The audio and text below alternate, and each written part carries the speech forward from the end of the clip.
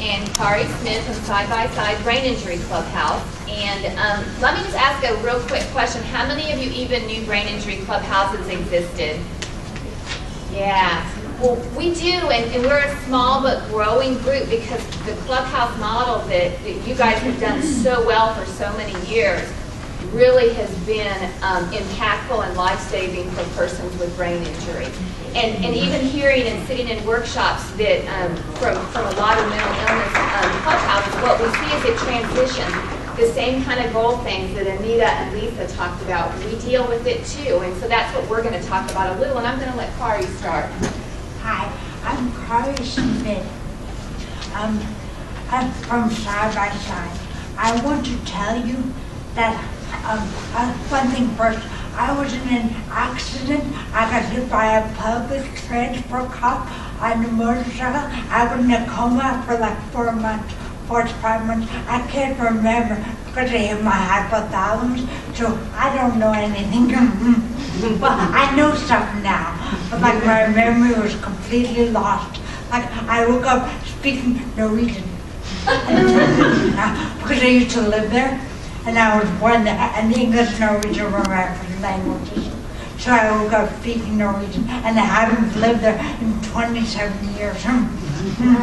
So I had no idea what the hell was going on.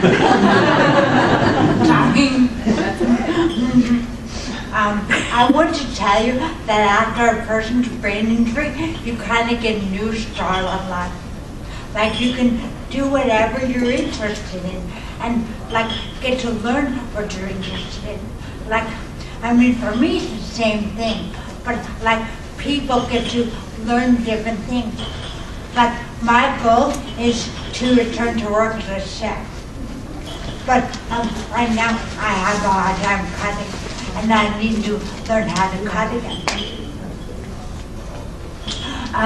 My advice about goal setting is to find out what the person is good at. And they may have changed since the accident. But it may not have, like me, but I'm not everybody. And at Clubhouse, by setting goals with a staff person who knows me and works with me, side by side in the kitchen unit, they know my strengths and my weaknesses, and they can help me learn about the new me. Okay, and if you want to know more, you can go to chefkarimurray.wordpress.com. Kari has some cards that she has a blog. I have a blog. And it's like my life before, like when I was born in Norway and we lived in England and stuff. And also like my sadness. Kari, did you want to share what your first impression of Clubhouse was and what it meant to you? Okay, and then my first impression was I was really mad that I had to go home and I didn't like anybody, and now it's like my other home. Because everybody there, even the members and the staff and everybody made me feel welcome. And that was special to me. And so that's the message that I hear from the mental health clubhouses, right?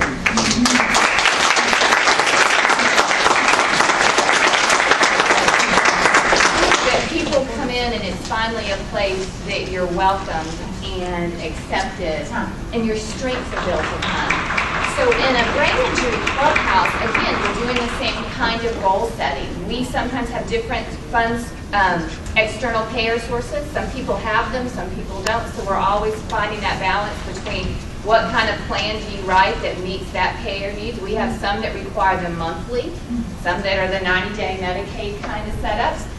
Even for a member who doesn't have a payer source, we do a member plan with goals because goals are important. It's how people progress.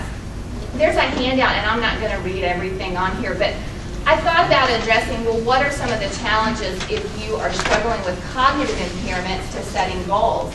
Some things that are common after a brain injury are people struggle with what we call executive function.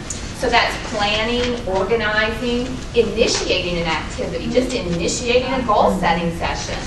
Time management, self-monitoring, memory is a big one. So Like for instance, for our members who we do 90-day or even a 30-day plan, we have to talk about the goals every time we see them, right? Because if I waited 90 days to sit down with somebody, right, they're not going to have remembered it all, and we wouldn't have met that goal. We wouldn't have continued to work on it. One of the things we do at Side-By-Side is we have a member plan that provides some external structure to help facilitate the process. And there's categories, and they're listed on your sheet, like paid or unpaid work, socialize with friends, get along better with others. Because most every one of our members will sit down with a staff to set goals. And so as a staff person and a member, it's kind of nice. Yeah, and you were with Melissa in the kitchen unit. And so it's kind of nice to have some external structure to help guide the process if you have someone because of their executive skill deficits.